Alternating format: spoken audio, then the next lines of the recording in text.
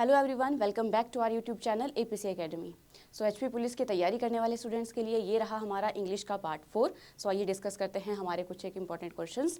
सो हमारा first question दिया गया है, चूज द करेक्ट सेंटेंस।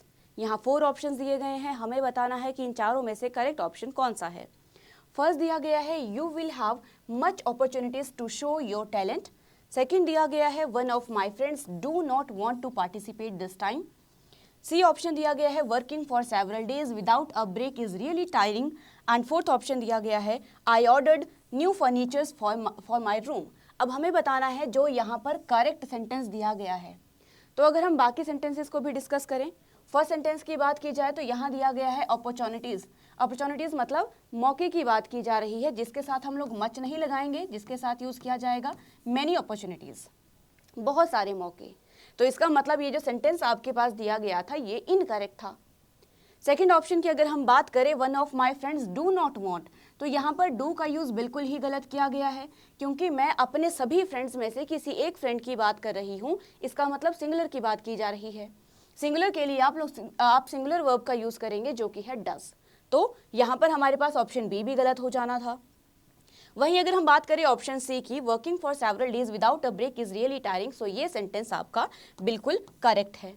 लेकिन अगर हम डी ऑप्शन की भी बात कर लें तो डी ऑप्शन में दिया गया है न्यू फर्नीचर्स, जबकि फर्नीचर्स नहीं होता है। ये एक ऐसा नाउन है जो हमेशा ही सिंगुलर फॉर्म में रहता है। ठीक है, जैसे हमारे पास यहाँ पर फर्नीचर हो गया, आप लोगों ने लगेज सुना होगा। ठीक है, लगेज हो गया, ट्रैफिक हो गया, ये ऐसे नाउन है जो हमेशा ही सिंगुलर रहते हैं, इनका प्लूरल कभी भी नहीं बनाया जा सकता। ट्रैफिक का ट्रैफिक्स नहीं बना सकते, लगेज का लगेजेस नहीं बना सकते, बैगेज का बैगेजेस नहीं बना सकते। वैसे ही फर्नीचर का फर्नीचर्स भी नहीं बनाया जा सकता। इसका मतलब यहाँ पर डी ऑप्शन भी हमारा इनकरेक्ट हो जाना था। तो करेक्ट ऑप्शन कौन सा है हमारे पास? Option C. नेक्स्ट हम बात करते हैं क्वेश्चन नंबर 2 की, choose the correct indirect form. आपको करेक्ट इनडायरेक्ट फॉर्म चूज करनी है। सेंटेंस दिया गया है, Tushar said to his students inverted commas, I have not seen you since last week. बहुत सिंपल है ये सेंटेंस। सेड टू दिया गया है और सेंटेंस भी सिंपल है, तो ऑब्वियसली सेड टू को तो टोल्ड में ही कन्वर्ट किया जाना है। तो यहाँ पर भी टोल्ड दिया गया है, यहाँ भी टोल्ड है, यहाँ भी टोल्ड एंड यहाँ भी टोल्ड है। उसके बाद इन्वर्टेड कॉमर्स को रिमूव करके दैट लगाएंगे, इधर भी दैट, इधर भी दैट, इधर भी दैट, और यहाँ भी दैट आपके पास दिया गया है। नेक्स्ट हमारे पास यहाँ पर दिया गया है आई, जो कि है फर्स्ट पर्सन, और फर्स्ट पर्सन चेंज होता है सब्जेक्ट के अकॉर्डिंग। सब्जेक्ट यहाँ दिया गया है तुषार, तो तुषार के अकॉर्डिंग आपको यहाँ ही लगाना पड़ेगा, जो कि चारों सेंटेंसेस में दिया गया है। नेक्स्ट टेंस की बात करेंगे। अभी अभी हमने डिस्कस किया प्रेजेंट परफेक्ट को पास्ट परफेक्ट में कन्वर्ट किया जाता है। अब हम देखेंगे कि पास्ट परफेक्ट कहाँ कहाँ दिया गया है। एक तो ये पास्ट परफेक्ट दिया गया है, ये भी पास्ट परफेक्ट दिया गया है, और ये भी पास्ट परफेक्ट दिया गया है।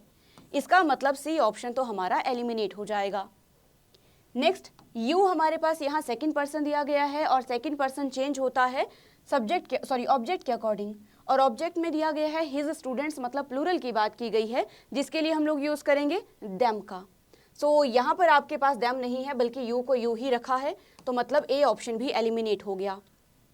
बी ऑप्शन की बात करें सो यस, यहाँ पर डैम दिया गया है, और डी ऑप्शन की बात करें तो यहाँ भी हमारे पास डैम दिया गया है। तो नेक्स्ट बात करते हैं, यहाँ पर सिंस दिया गया है, सिंस के बाद लास्ट वीक, और लास्ट वीक को हम लोग चेंज कर देंगे द प्रीवियस वीक में, द प्रीवियस वीक। वैसे ही लास्ट ईयर को the previous year, the previous month, इन सभी का यूज किया जाता है। लेकिन यहाँ पर अगर हम इस सेंटेंस की बात करें तो फॉर दिया गया है, तो फॉर तो आपके पास बिल्कुल ही गलत हो जाएगा। तो बी ऑप्शन भी एलिमिनेट हो गया, और हमारा करेक्ट आंसर कौन सा हो जाएगा? ऑप्शन डी, जहाँ पर लास्ट वीक को भी द प्रीवियस वीक, और वेट फॉर अ सेकेंड, यहाँ पर सिंस गायब है कहीं पे। ओके, यहाँ पर आप लोग सिंस का यूज भी करेंगे, शायद यहाँ से मिसप्रिंट हो गया है। सो यहाँ पर सिंस का यूज भी किया जाएगा, since the previous week. Okay, so ये रहा हमारा सेकेंड क्वेश्चन। नेक्स्ट हम बात करते हैं, choose the correct option to complete the dialogue. Again इस डायलॉग को हमें कंप्लीट करना है। तो Seema said to Roni, I am happy that you got selected this time. अब सॉरी, यहाँ पे फुल स्टॉप था। तो रोनी अपने स्पीच में क्या बोलेगा? Had you not guided me it would have been impossible for me. B option दिया गया है, if you did not guide me it will not be possible. C option है, if you keep guiding me it would have been possible for me. And D option दिया गया है, had you been guided me why it has been possible for me. Okay तो हमें बताना है correct option कौन सा है। अगेन आप ऑप्शंस के थ्रू ही अपने आंसर तक पहुंच सकते हैं। तो यहाँ पर अगर हम बात करें ए ऑप्शन की, सो यस हमारे पास ए ऑप्शन ही करेक्ट है। तो अगर हम बात करें, यहाँ पर दिया गया है आपके पास पास्ट परफेक्ट, और जब भी आपके पास पास्ट परफेक्ट दिया गया हो तो उसका जो नेक्स्ट स्ट्रक्चर होता है वो रहेगा would, could, might, would, could, might, have, और उसके बाद यूज किया जाता है वर्ब की थर्ड फॉर्म का। ठीक है, ये स्ट्रक्चर है हमारे पास कि अगर आपके पास दिया गया हो पास्ट परफेक्ट तो पास्ट परफेक्ट के बाद आपको यूज करना है ये वाला structure, subject would, could, might, have and then V3 वाला, जो कि आपके पास सिर्फ ए ऑप्शन में दिया गया है।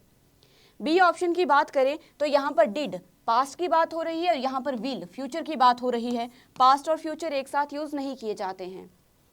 सी ऑप्शन की अगर हम बात करें, keep guiding me, it would have, again यहाँ पर वुड हैव दे दिया गया है, एक तरह से पास्ट की बात हो रही है और यहाँ पर प्रेजेंट की बात की जा रही है, तो ये भी हमारे पास गलत हो जाएगा।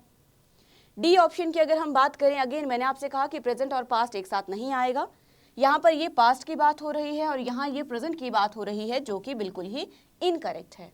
सो अकॉर्डिंग टू द रूल हमारा करेक्ट आंसर हो जाएगा ऑप्शन ए। इंपॉर्टेंट रूल है, मॉडल वर्ब पर्सपेक्टिव से भी और टेंस पर्सपेक्टिव से भी इंपॉर्टेंट रूल है, तो इस रूल को याद रखिएगा। तो ये रहा हमारा क्वेश्चन नंबर 3। नेक्स्ट हम बात करते हैं क्वेश्चन नंबर 4 की। Choose the correct option to fill in the blank. हमें करेक्ट ऑप्शन बताना है यहाँ पर। You are new to this campus, you need to dash the norms. Options दिए गए हैं, नोट योरसेल्फ विद, सेकंड है be acquaint yourself with, acquaint yourself with, and fourth option है बी नोटिफाई विद। सो अगर हम बात करें यहाँ पर ए ऑप्शन की, ए ऑप्शन में नोट वर्ड का यूज नहीं किया जाएगा। अगर मान लीजिए यहाँ पर फैमिलियर वर्ड दिया गया होता तो ये सेंटेंस करेक्ट हो जाना था। नोट नहीं करेंगे, फैमिलियर जानने की बात की जा रही है। बी ऑप्शन की अगर हम बात करें, मान लीजिए अगर हम यहाँ पर बी का यूज कर रहे हैं तो उसके बाद यहाँ पर हमें वर्ब की थर्ड फॉर्म का यूज किया जाना था, मतलब बी एक्वेंटेड। अगर एक्वेंटेड दिया गया होता तो ये सेंटेंस सही हो जाना था, जो कि यहाँ नहीं दिया गया है, मतलब इनकरेक्ट हो जाएगा। सी ऑप्शन की अगर हम बात करें, सो यस अगर हम टू का यूज कर रहे हैं तो उसके बाद वर्ब की फर्स्ट फॉर्म का यूज किया जाएगा, तो आंसर सी आपका करेक्ट आंसर हो जाएगा, टू एक्वेंट योरसेल्फ विद। वहीं डी ऑप्शन की बात करें, अभी अभी हमने डिस्कस किया कि अगर हम बी वर्ड का यूज कर रहे हैं तो हमें V3 लगानी पड़ेगी। तो अगर यहाँ बी है तो यहाँ नोटिफाई नहीं आना था, यहाँ यूज किया जाना था नोटिफाइड वर्ड का, जो कि ऑप्शंस में नहीं था। दैट्स व्हाई हमारा करेक्ट आंसर हो जाएगा ऑप्शन सी।